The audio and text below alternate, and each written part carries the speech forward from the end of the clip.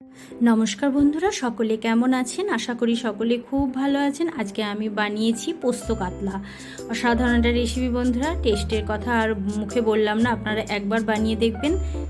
তো প্রথমে চলুন কিভাবে বানিয়েছি এবার দেখিয়ে দিই। মাছগুলো আমি ধুয়ে ভালো করে পরিষ্কার করে নিয়েছি।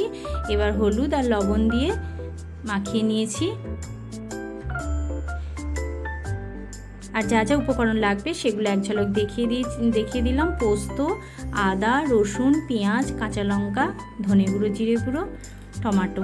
এবার কড়াইয়ে তেল দিয়ে একটু হলুদ দিয়ে দিলাম। তেল গরম হয়ে গেলে আমি মাছগুলোকে ছেড়ে দিলাম। হলুদ দেওয়ার কারণ মাছ দেওয়ার পর মাছটা তেল যেন না ছিটকায়, সেই কারণে।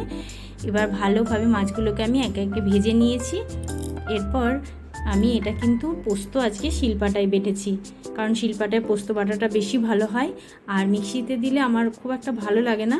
যারা অগত্যা মিক্সিতেই বাটবেন তারা একটু কাজু মিক্স করে নেবেন, যাতে টেস্টও বেড়ে যাবে আর পোস্তটাও ভালোভাবে বাটা হয়ে যাবে। এদিকে মাছ ভাজা হয়ে গেলে ওই তেলে আমি গোটা জিরে ফোড়ন দিয়ে দিলাম পেঁয়াজ আর 1 চামচ চিনি।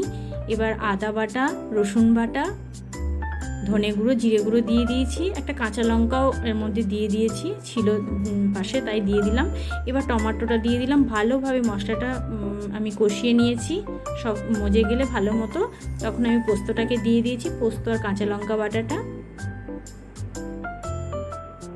এবার আরও ভালোভাবে কষিয়ে, বন্ধুরা এই কষানোর ওপরই রান্নাটা অনেকটা বেশি নির্ভর করে।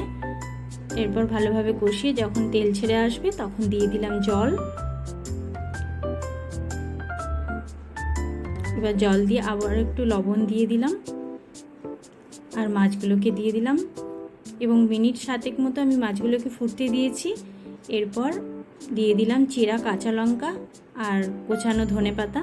অসাধারণ লাগে বন্ধুরা, আশা করি আপনাদেরও দেখে খুব ভালো লাগবে। অবশ্যই একবার ট্রাই করবেন। তো চলুন, আজকের মতো টাটা।